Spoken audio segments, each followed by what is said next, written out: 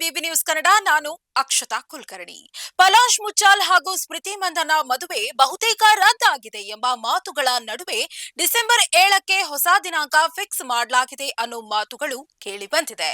ಭಾರತೀಯ ಮಹಿಳಾ ತಂಡದ ಆಟಗಾರ್ತಿ ಸ್ಮೃತಿ ಮಂದನ ಮದುವೆ ದಿಢೀರ ಮುಂದೂಡಿಕೆಯಾಗಿ ಕೋಲಾಹಲ ಸೃಷ್ಟಿಸಿತ್ತು.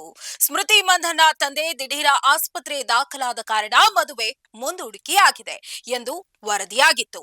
ಆದ್ರೆ ಪಲಾಶ್ ಮುಚ್ಚಾಲ್ ಬೇರೊಬ್ಬ ಯುವತಿ ಜೊತೆ ಸಂಬಂಧ ಇರುವ ಕಾರಣದಿಂದ ಮದುವೆ ಬಹುತೇಕ ಮುರಿದು ಬಿದ್ದಿತ್ತು. ಇದರ ನಡುವೆ ಇದೀಗ ಡಿಸೆಂಬರ್ 7ಕ್ಕೆ ಮದುವೆ ಎಂಬ ಮಾಹಿತಿ ಹರಿದಾಡ್ತಾ ಇದೆ. ಡಿಸೆಂಬರ್ 7ಕ್ಕೆ ಸ್ಮೃತಿ ಮಂದನ ಮದುವೆ ಎಂಬ ಮಾಹಿತಿಗಳು, ಪೋಸ್ಟ್ಗಳು ಸೋಷಿಯಲ್ ಮೀಡಿಯಾದಲ್ಲಿ ಹರಿದಾಡುತ್ತಿದೆ.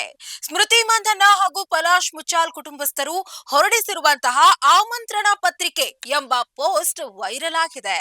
ಇದ್ರ ಬೆನ್ನಲ್ಲೇ ಸ್ಮೃತಿ ಮಂದನ ಸಹೋದರ ಈ ಕುರಿತು ಸ್ಪಷ್ಟನೆಯನ್ನ ನೀಡಿದ್ದಾರೆ. ಈ ಊಹಾಪೋಹ ಸುದ್ದಿಗಳು, ಗಾಳಿ ಸುದ್ದಿಗೆ ಕಿವಿಗೊಡಬೇಡಿ, ಮದುವೆ ದಿನಾಂಕ ಫಿಕ್ಸ್ ಮಾಡಿಲ್ಲ ಎಂದಿದ್ದಾರೆ. ಇನ್ನು ಇದೀಗ ಬಂದಿರುವ ಮಾಹಿತಿಯ ಪ್ರಕಾರ ಸ್ಮೃತಿ ಮಂದನ ಅವರ ಕುಟುಂಬದಿಂದ ಮದುವೆ ಕ್ಯಾನ್ಸಲ್ ಆಗಿದೆ ಅನ್ನೋ ಮಾಹಿತಿ ಕೂಡ ಲಭ್ಯವಾಗ್ತಾ ಇದೆ. ಇದು ಎಷ್ಟು ನಿಜ ಗೊತ್ತಿಲ್ಲ. ಆದ್ರೆ ಮುಂದಿನ ದಿನಗಳಲ್ಲಿ ಸ್ಮೃತಿ ಮಂದನ ಯಾರಿಗೆ ಮದುವೆ ಆಗ್ತಾರೆ ಅಥವಾ ಯಾವಾಗ ಮದುವೆ ಆಗ್ತಾರೆ ಅನ್ನೋದನ್ನ ಕಾದು ನೋಡಬೇಕಾಗಿದೆ. ಇನ್ನಷ್ಟು ಸುದ್ದಿಗಳಿಗಾಗಿ ನೋಡ್ತಾ ಇರಿ ಬಿಬಿ ನ್ಯೂಸ್ ಕನ್ನಡ. ಇದು ಕನ್ನಡಿಗರ ಧ್ವನಿ.